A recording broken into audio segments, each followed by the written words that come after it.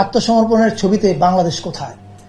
এই উত্তর বাংলাদেশকে দিতে হবে এবং আমাদের পূর্বপুরুষকে আজীবন এই প্রশ্ন তারা নাই, তাদেরকে উত্তর দিতে হবে। আমি যখন পলিটিসাইজেশন বলেছি ইতিহাসের, তার একটা স্পষ্ট উদাহরণ আপনাকে দিয়ে আমি যোগদান করার পরে কয়দিন আগে বাংলাদেশের একজন স্বনামধন্য আলোকচিত্রী আমাকে একটা হোয়াটসঅ্যাপে একটা ছবি পাঠান।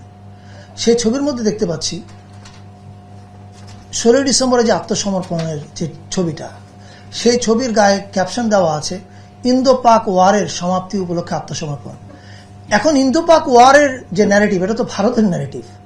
আমার বাংলাদেশের ন্যারেটিভ কি? আমার বাংলাদেশের ন্যারেটিভ হচ্ছে এটা আমার মুক্তিযুদ্ধ এবং এটা আমার বিজয় এবং মিত্র বাহিনীর কাছে আত্মসমর্পণ। ফলে একটা তো গোলমাল আমাদের পূর্বপুরুষ করেছে যে ওই আত্মসমর্পণের ছবিতে বাংলাদেশ কোথায়? এই উত্তর বাংলাদেশকে দিতে হবে এবং আমাদের পূর্বপুরুষকে আজীবন এই প্রশ্ন তারা নাই, তাদেরকে উত্তর দিতে হবে, রাইট? এখন যখন আপনি আপনার মিউজিয়ামে এই ছবিটার মধ্যে এই ক্যাপশনটা লাগান, তখন কিন্তু আপনি একটা ভুল রাজনীতির দিকে আগান।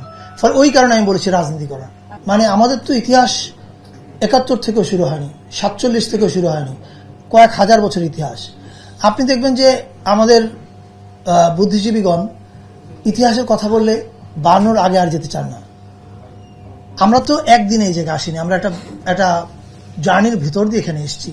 এবং জাদুঘরের কাজ কিন্তু আমাদের এই যে জার্নি, জাতি হিসেবে যে আমরা এসেছি, এর যা যা মানে ফ্যাক্টস এবং যার যা নমুনা, যা যা তারা হাজির করতে পারে, সংগ্রহ করতে পারে, এগুলো ওই মেরিনাপা যেরকম বলছিলেন যে নানান স্পেশাল কিউরেটোরিয়াল প্রজেক্ট হতে পারে, যে 18 সালের কোনো 18 শতাব্দীর কোনো কিছু নিয়ে ওনারা একটা কিউরেটোরিয়াল প্রজেক্ট করতে পারে।